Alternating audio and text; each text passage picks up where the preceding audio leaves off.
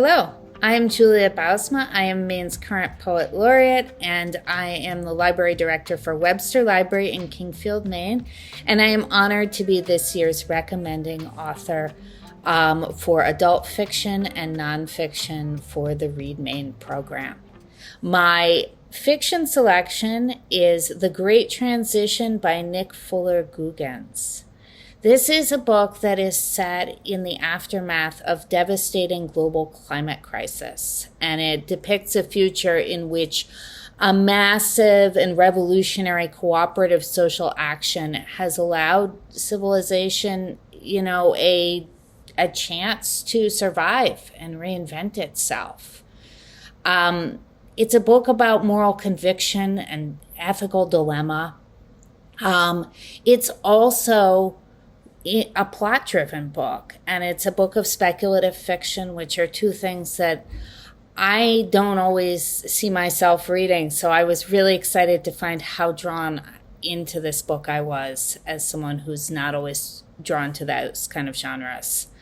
The book is narrated in turns by 16-year-old Emmy Vargas, who's the daughter of two climate crisis heroes, Great Transition heroes, and her father, Larch.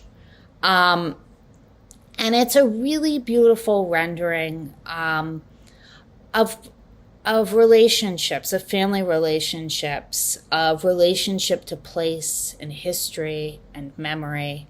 And it's also just a fun and exciting book. So it really, in many ways, has everything.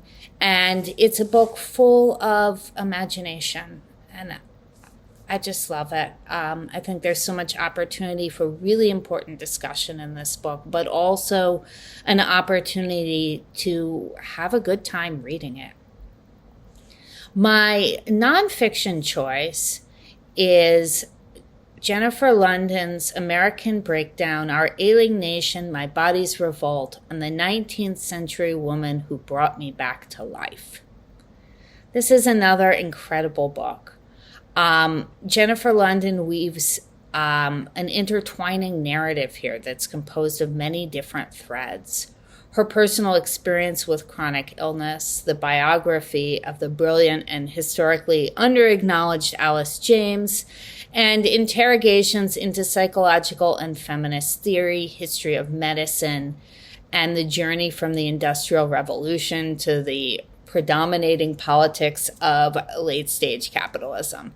There's so much going on in this book. It is really extraordinary. It's genre-crossing. It is ambitious in terms of its range and structure. And one thing that I really love about it is how organic it all feels. It really seems like an exploration that just keeps going, beginning with an experience of illness, but then following that as a sense of possibility at a time when illness tends to take away our sense of possibility. And instead, London here has dived into that possibility and explored it.